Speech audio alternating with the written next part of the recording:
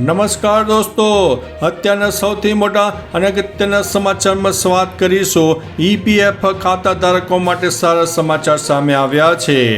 EPFO ખાતા ધારકોને તેમના પીએફ ખાતાને સરળતાથી ટ્રાન્સફર કરવા માટે એક મહત્વપૂર્ણ નિર્ણય લીધો છે. કહ્યું છે કે તે 13 સંશોધિત સોફ્ટવેર કાર્યક્ષમતા ઉપલબ્ધ કરાવી રહ્યું છે, જેનો અર્થ એ છે કે પહેલાંની જેમ બંને કંપનીઓ જૂની કંપનીમાંથી નવી કંપનીમાં ખાતા ટ્રાન્સફર માટે મંજૂરી આપવાની જરૂર નથી. સ્પષ્ટ કરવામાં આવે છે કે જૂની કંપની દ્વારા મંજૂરી મળ્યા પછી તે આપમેળે વર્તમાન કંપનીના ખાતામાં ટ્રાન્સફર થઈ જશે. મિત્રો, અન્ય મહત્વના સમાચારની વાત કરીએ તો રાજકોટ ઇન્ટરનેશનલ એરપોર્ટ 24 કલાક કાર્યરત રહેશે. હવે રાજકોટ ઇન્ટરનેશનલ એરપોર્ટ ઉપરથી મોટા સમાચાર સામે આવી રહ્યા છે. મિડલ ઇસ્ટ દેશોમાંથી આવતી ફ્લાઇટની લેન્ડિંગ માટેનો નિર્ણય લેવામાં આવ્યો છે. 2 મહિના દુબઈ, ઓમાન સહિતની ફ્લાઇટનું ઇમરજન્સી લેન્ડિંગ થઈ શકશે. પાકિસ્તાન દ્વારા એરસ્પેસ બંધ કરાતા વૈકલ્પિક વ્યવસ્થા કરવામાં આવી છે. આ સંદર્ભે એરપોર્ટ ડિરેક્ટર દિગંત બોરહાના અધ્યક્ષ સ્થાને ગઈકાલે મહત્વપૂર્ણ મિટિંગનું પણ આયોજન થયું હતું. મિત્રો, અન્ય મહત્વના સમાચારની વાત કરીએ તો જો પાર્કિંગ નહીં હોય તો દુકાનો સીલ થશે. અમદાવાદ શહેરમાં વધી રહેલી ટ્રાફિકની સમસ્યા સામે ગેરકાયદેસર દબાણોને લઈને કોર્પોરેશન એક્શન મોડમાં આવી છે. એસજી હાઈવે ઉપર ઇસ્કોન ગાંઠિયા, ગજાનન પૌવા સહિત 12 દુકાનોને પાર્કિંગ મામલે સીલ કરવામાં આવી છે. એસજી હાઈવે ઉપર કર્ણાવતી ક્લબની સામે દરરોજ સાંજે મોટી ટ્રાફિકની સમસ્યા થાય છે. સર્વિસ રોડ પર બંને તરફથી વાહનોની ખૂબ અવરજવર હોય છે. મિત્રો, અન્ય મહત્વના સમાચારની વાત કરીએ તો બેંકનું લાયસન્સ રદ, ગ્રાહકોનું ટેન્શન વધ્યું. RBI Jalandhar imperial urban cooperative બેંકનું લાયસન્સ રદ કર્યું છે.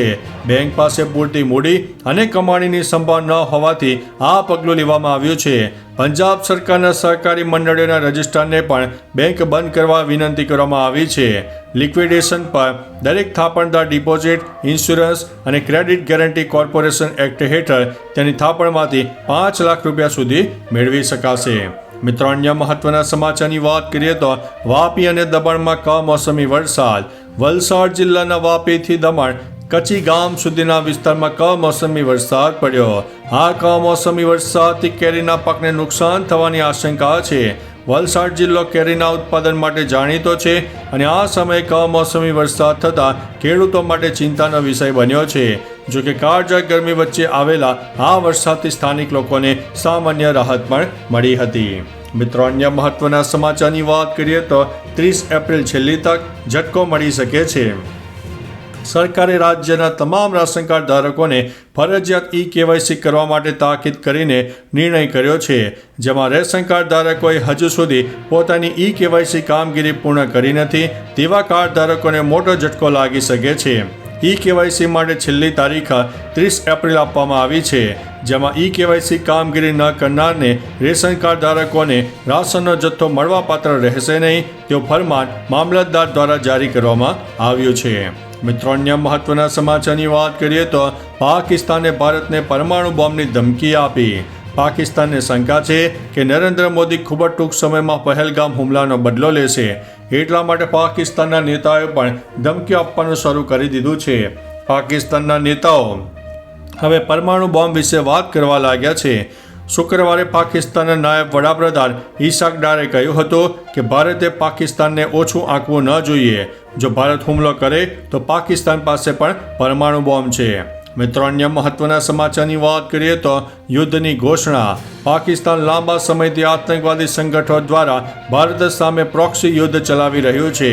આ સ્થિતિમાં ISIએ ફરી એકવાર કાશ્મીરમાં જિહાદ કરવા માટે આતંકી સંગઠનો સક્રિય કર્યા છે. હિઝબુલ મુજાહિદ્દીનના ટોચના કમાન્ડર શમશેર ખાનનો એક વિડીયો સામે આવ્યો છે જેમાં તેણે યુદ્ધની ઘોષણા કરી છે. શમશેર પૂંછનો રહેવાસી છે પણ હવે તે પાકિસ્તાનમાં રહે છે. કારગિલ યુદ્ધમાં પણ પાકિસ્તાની સેના આતંકવાદીઓ સાથે લડી હતી. મિત્રો, અન્ય મહત્વના સમાચારની વાત કરીએ તો મને ખાતરી છે કે તેઓ કોઈક રીતે આ સમસ્યાનો ઉકેલ લાવશે. પહેલગામ આતંકવાદી હુમલા બાદ ભારત અને પાકિસ્તાન વચ્ચે વધી રહેલા તણાવ અમેરિકાના રાષ્ટ્રપતિ ડોનાલ્ડ ટ્રમ્પે પ્રતિક્રિયા આપી છે. તેમણે કહ્યું છે કે બંને દેશ વચ્ચે તણાવ વધી રહ્યો છે. આ હુમલો છેલ્લા 2 દાયકામાં સૌથી ભયાનક હુમલો હતો. હું ભારતની ખૂબ જ નજીક છું. તેઓ 1000 વર્ષથી કાશ્મીર માટે લડી રહ્યા છે. મને ખાતરી છે કે તેઓ કોઈક રીતે આ સમસ્યાનો ઉકેલ લાવશે. હું બંને નેતાઓને ઓળખું છું. મિત્રો, અન્ય મહત્વના સમાચારની વાત કરીએ તો આ બેંકનું લાયસન્સ રદ, ગ્રાહકોને આટલા પૈસા પાછા મળશે. આરબીઆઈએ જલંધર સ્થિત ઇમ્પિરિયલ અર્બન કોઓપરેટિવ બેંકનું લાયસન્સ રદ કર્યું છે. બેંક પાસે પૂરતી મૂડી અને કમાણીની સંભાવના ન હોવાથી આ પગલું લેવામાં આવ્યું છે. પંજાબ સરકારના સહકારી મંડળીઓના રજિસ્ટ્રારને પણ બેંક બંધ કરવા કહેવામાં આવ્યું છે. લિક્વિડેશન પર દરેક થાપણદાર ડિપોઝિટ ઇન્સ્યોરન્સ અને ક્રેડિટ ગેરંટી કોર્પોરેશન એક્ટ વડે તેમની થાપણમાંથી 5 લાખ રૂપિયા સુધી મેળવી શકશે. મિત્રો, અન્ય મહત્વના સમાચારની વાત કરીએ તો પાકિસ્તાનમાં મોટો હુમલો, 10 સૈનિકો માર્યા ગયા છે. પાકિસ્તાનમાં BLA એટલે કે બલુચ લિબરેશન આર્મીએ 10 સૈનિકોને માર્યા છે. કોટા નજીક માર્ગટ વિસ્તારમાં રિમોટ કંટ્રોલ IED બ્લાસ્ટ દ્વારા હુમલો કરવામાં આવ્યો. આ હુમલામાં સેનાનું વાહન સંપૂર્ણપણે નાશ પામ્યું. BLA પાકિસ્તાનમાં સતત હુમલા કરી રહ્યું છે. તાજેતરમાં BLA એક ટ્રેનનું અપહરણ પણ કર્યું હતું, જેમાં 90 પાકિસ્તાની સૈનિકોના મોત થયા હોવાનો દાવો પણ કરવામાં આવ્યો છે. મિત્રો, અન્ય મહત્વના સમાચારની વાત કરીએ તો સરહદ પર વધુ એક નાપાક હરકત, ભારતનો જડબાતોડ જવાબ સામે આવ્યો છે. પાકિસ્તાને બીજા દિવસે પણ સરહદ પર નાપાક કૃત્ય કર્યું હતું. રાત્રે ફરી સરહદ પરથી ગોળીબાર કર્યો, જેનો ભારતીય સેનાએ જડબાતોડ જવાબ આપ્યો. ગોળીબારમાં કોઈ જાનહાનિના સમાચાર નથી. પહેલગામ હુમલા બાદ ભારતની કાર્યવાહી બાદ પાકિસ્તાને સતત બીજા દિવસ સરહદી પારથી ગોળીબાર કર્યો હતો. આ ગોળીબાર LOC પર ઘણી જગ્યાએ થઈ રહ્યો છે. મિત્રો, અન્ય મહત્વના સમાચારની વાત કરીએ તો ગુજરાત પોલીસનું સૌથી મોટું ઓપરેશન, બાંગ્લાદેશીઓ પર તવાઈ. પહેલગામ હુમલા બાદ ગુજરાત પોલીસ અમદાવાદમાં 400થી વધુ અને સુરતમાં 120થી વધુ બાંગ્લાદેશી નાગરિકોની મોડી રાત્રે અટકાયત કરવામાં આવી છે. પોલીસે રાત્રે 12 વાગ્યાથી લઈને સવારે 6 વાગ્યા સુધીમાં દરોડા પાડીને શંકાસ્પદ વિદેશીઓની ઓળખ અને દસ્તાવેજોની તપાસ શરૂ કરી. ક્રાઇમ બ્રાન્ચે, SOG અને અન્ય ટીમોએ સંયુક્ત ઓપરેશન ચલાવ્યું છે.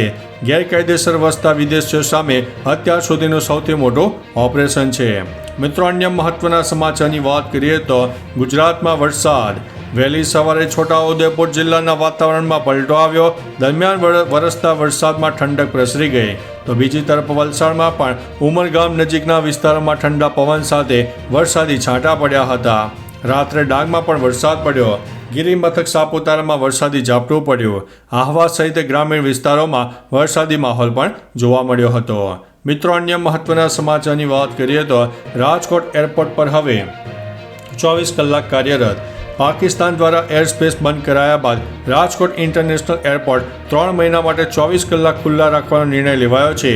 દુબઈ, ઓમાન અને દોહા જેવી ફ્લાઇટોની ઇમરજન્સી લેન્ડિંગ માટે આ તૈયારી કરાઈ છે. અમદાવાદ એરપોર્ટ વ્યસ્ત હોવાને પગલે રાજકોટને વિકલ્પ રૂપે પસંદ કરવામાં આવ્યું છે. એરપોર્ટ ઓથોરિટીએ 50 જેટલા વધારાનો સ્ટાફ, કસ્ટમ અને ઇમિગ્રેશન સુવિધાઓ સાથે તાત્કાલિક વ્યવસ્થા પણ શરૂ કરી દીધી છે. તો ચાલો મિત્રો, ફરીથી દેશ અને દુનિયાના સુપરફાસ્ટ સમાચાર લઈને મળતા રહીશો. ત્યાં સુધી અમને રજા આપશો. નમસ્તે.